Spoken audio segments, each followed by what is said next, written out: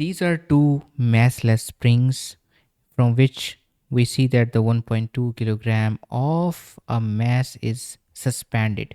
All right. So in this question, you have to identify what will be the combination of the spring constants of these two springs. Because in this question, they say that the equivalent spring constant of two spring is this value which is given as well, but is this equivalent spring constant is the sum of two springs constants or the subtraction of two spring constants, or is it like this? We have to figure it out, and we will analyze in detail. And let's start with the shape of, like, let's start with the circumstance when there was a no mass suspended with these two springs. So these are two springs which are attached like this, and these two springs are in its normal form. As you can see, these two springs are not extended. All right, so right now extension is 0. When extension is 0, okay, now what will happen as soon as you will hang or you will suspend a mass with it?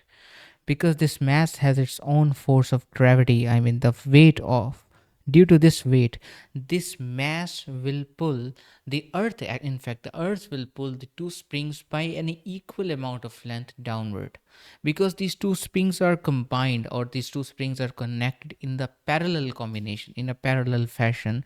That's why what will happen, these two springs will extend by an equal length. So now I'm going to draw the extended length. All right, and this is the stretch spring, but within its elastic limit, remember that. So have you seen, as soon as we have hanged this mass of 1.2 kilogram, what happened? Both springs have been stretched by an equal amount. All right, so if I show it, this is the equilibrium level, whereas this is a new level. So how much? By how much? That is a 24 centimeter written in the question. All right. So it means that the both springs will store energy, as well as the in a both springs there will be a force in this direction as well as in this spring as well. And what is the amount of that force? That is a spring force according to the Hooke's law. We can I say it is K1x, and it is k2x, because x is same, that's why I have not written x1 and x2. So students, we can see there are two forces which are vertically upward, and these are of a same magnitude and in the same direction. So it is k1x, and this force is k2x, and these two forces, the sum of these two forces is equal to the weight, that is downward, mg.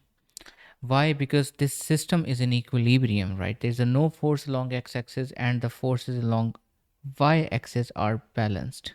So it means that the k1x plus k2x is equals to mg.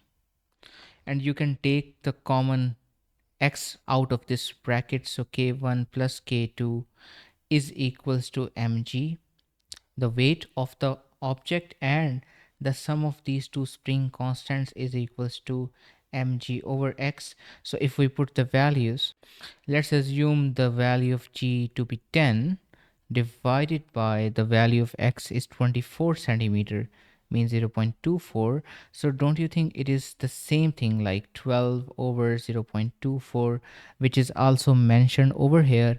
And in fact, you don't need to convert it into the meters, so you can write it as it is, 24 centimeter.